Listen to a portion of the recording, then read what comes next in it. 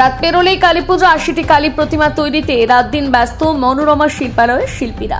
রাত পেরোলেই কালীপুজো, সেই উপলক্ষে বোলপুরের লায়েক বাজারের মনোরমা মৃৎশিল্পী সৌমিত্র পাল এবং তার সহকর্মীরা এখন চরম ব্যস্ততায় প্রতিমা তৈরির কাজে মগ্ন।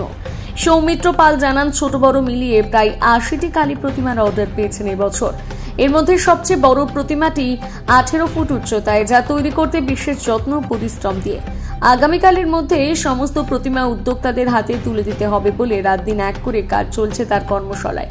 শিল্পের প্রতি ভালোবাসার দায়িত্ববোধই তাকে এই দুঃসাধ্য কাজ সম্পূর্ণ করতে প্রেরণা যোগাচ্ছে।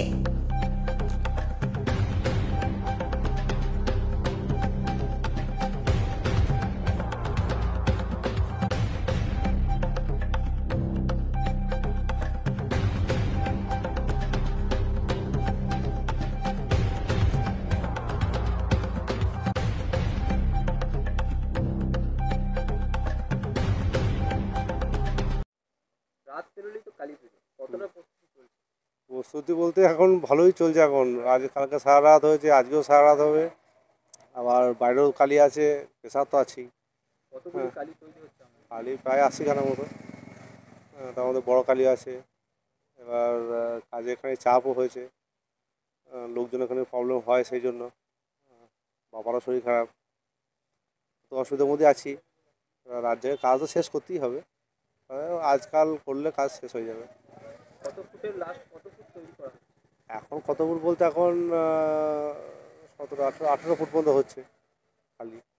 কোথাও কোথাও থেকে বায়না এসছে? বায়না বেশিরভাগ বোলপুরের মধ্যেই, আর দূরে যেটা যায় সেটা ওরগ্রাম, বর্ধমান ডিস্ট্রিক্টে, ওটাই দূরে যায়, ওখানে গিয়ে করে আসতে হয়। আর বাদ বাকি বোলপুরের মধ্যেই বেশি। এখান থেকে কি যাওয়া হয় আগে? হ্যাঁ, যাওয়া ওরগ্রামে যেটা করে আসি সেটা ওই অনেক আগে করে আসি। কালকে গিয়ে ওটার নিয়ম আছে, মানে কালকেই ওকে ওই কালকে রং করতে হবে, সাজাতে হবে, ওটার নিয়ম প্রথম থেকে হয়ে আসছে। কালকে সকালবেলা গিয়ে ওটা রং হবে, সাজানো হবে। কতদিন থেকে করছেন আপনি? আমি তো আমার জন্মের পর থেকেই বাবার সঙ্গে করি, কাজ করি। আস্তে আস্তে এইভাবেই চলছে এখন।